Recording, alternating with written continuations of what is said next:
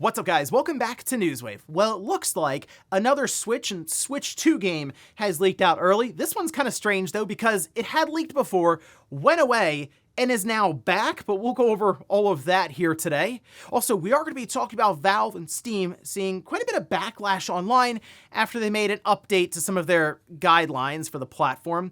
And we also have Capcom, who we know is rolling up here to the big Resident Evil 9 release next month, but it turns out there could be another Resident Evil game set for reveal pretty soon, at least sometime this year. All that and more. Guys, if you enjoy these videos, make sure you hit that like button. Helps out a ton. And if you're new here to the Spawnwave channel, make sure you subscribe down below. And of course, members for the channel do get Newswave early. If you would like to learn more about that, click the join button or link in the description down below. And we're going to start today with SNK and the latest update trailer they released. And this is, you can see here, for Fatal Fury. It's for Season 2 for their City of Wolves game. And the season starts January 22nd this week. However, as people were watching the trailer, they noticed something.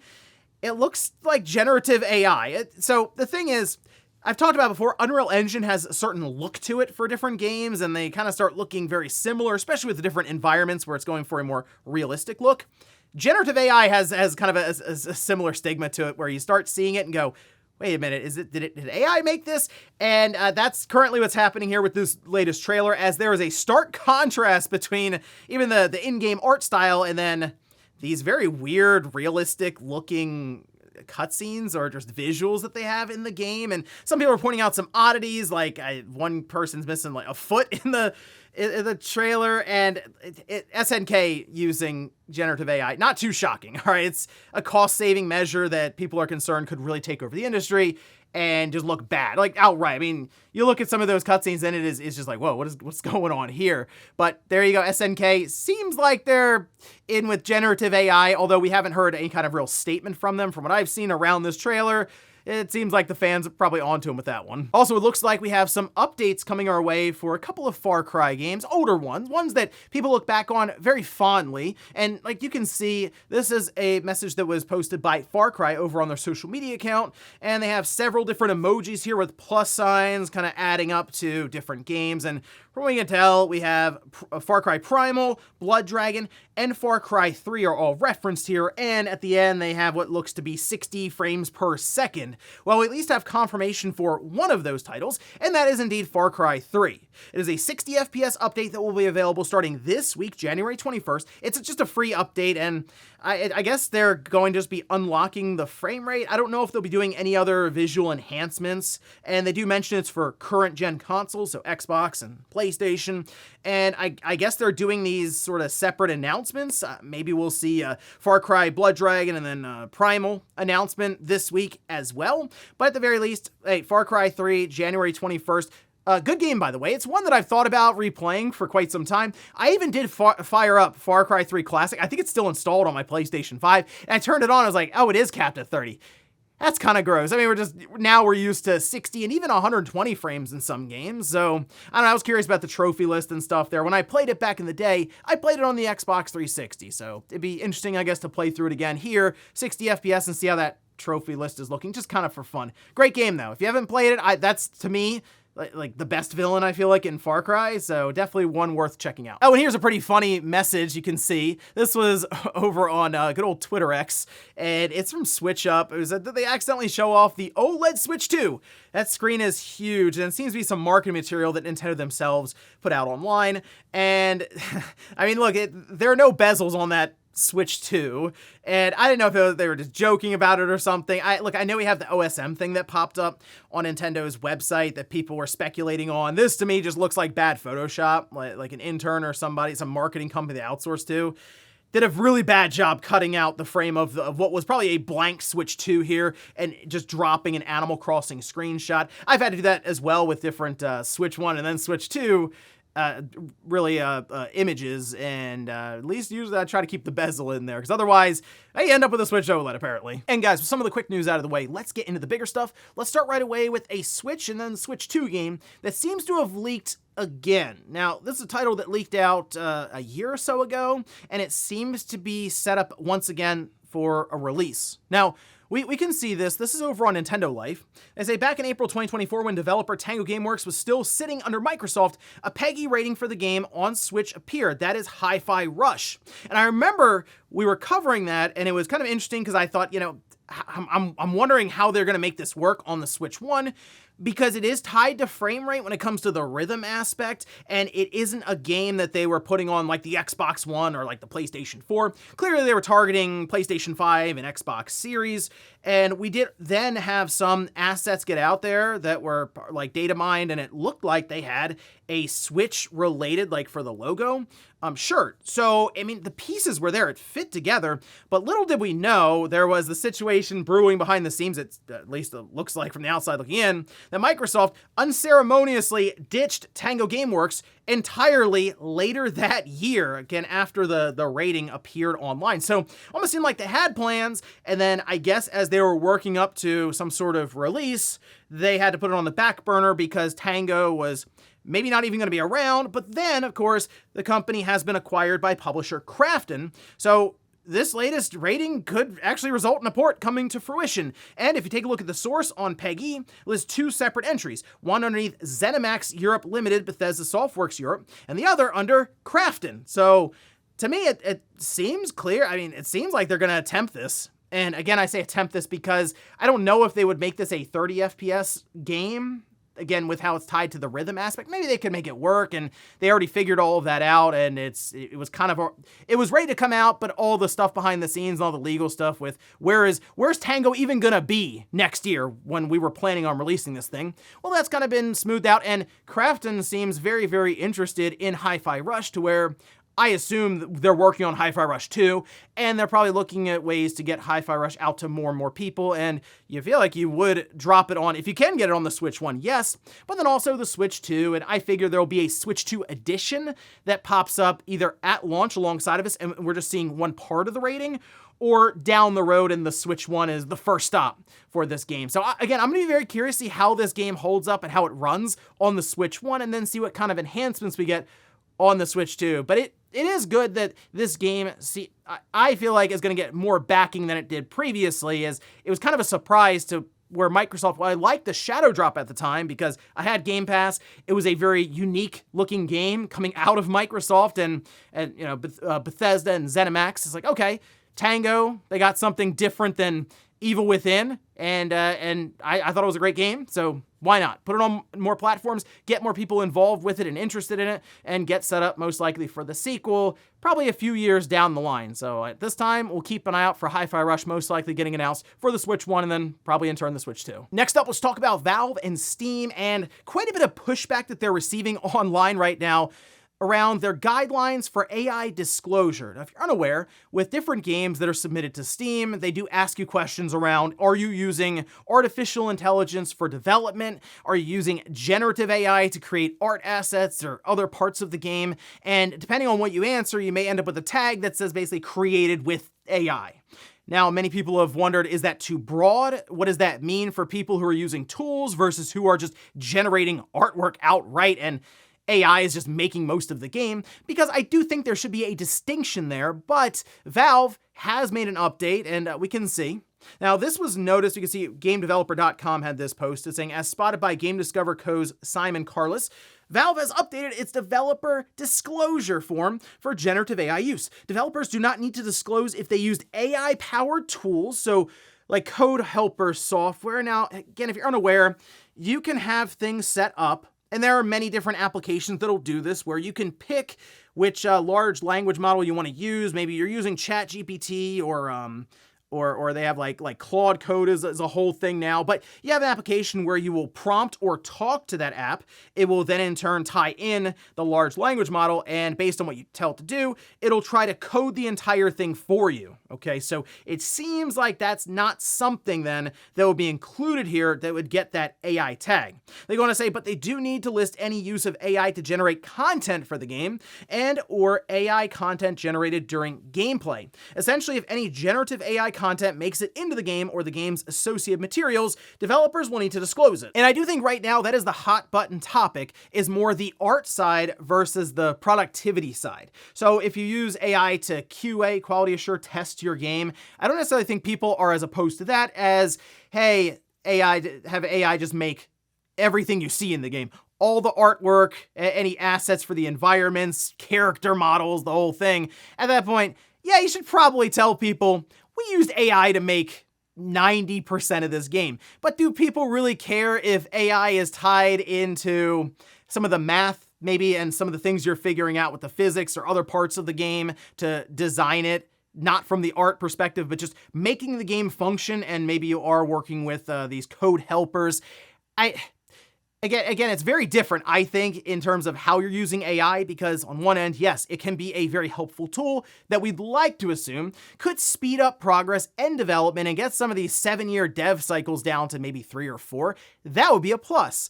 But then on the other side, it's like, okay, how far do they push until AI is just making the entire thing? I do think there should be a distinction, though, because if you view using tools behind the scenes, again, for quality assurance testing the game, and then lump that into the same bucket as someone who's just generating full-on artwork, it kind of dilutes down the idea of generative AI, which I do think should be treated very, very differently and pointed out completely versus the tool thing. But then, how many tags do you want on a game for what each individual thing is used for AI? Maybe that is the solve. If it is AI generated in some way, there can be some subcategories or other things to it.